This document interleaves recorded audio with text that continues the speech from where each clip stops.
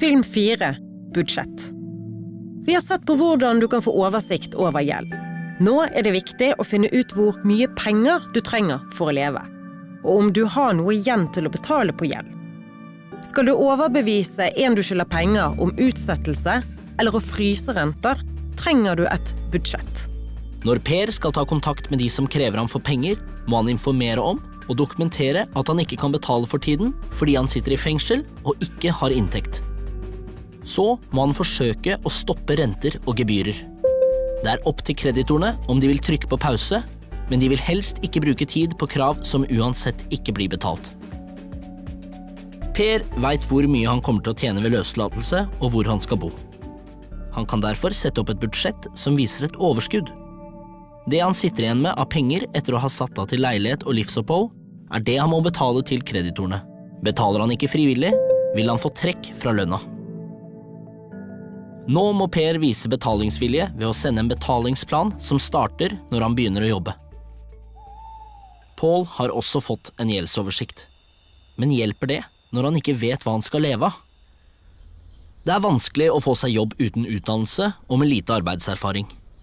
Han er også redd han aldri kan klare å ta vare på datteren fordi alt han tjener skal gå til tilbakebetaling. Og da er han redd for at barnevernet kommer.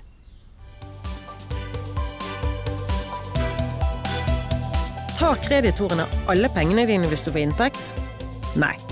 Uansett hvor mye gjeld du har du rett til å sette av penger til å forsørge deg selv og barna før du betaler på gjeld. Dette er enda en grunn til å sette opp et budsjett. Du må vise hva som er helt nødvendige utgifter. Barnevernet bryr seg ikke om du har gjeld, så lenge du tar godt vare på barna. Paul kommer til overgangsbolig og lager et budsjett. Der har han så lave boutgifter at budsjettet viser overskudd selv om han går på arbeidsavklaringspenger og ikke har full lønn.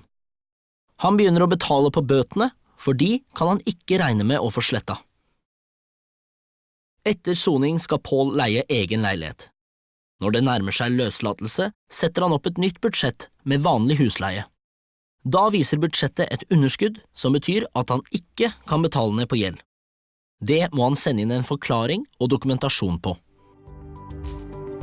Nå har vi gått gjennom hva gjeld er, og hvorfor det er smart å rydde opp, akutte tiltak for å kutte kostnader, hvordan du får oversikt over gjelda, hvordan du setter opp et budsjett og kontakter kreditorene, og lager en betalingsplan.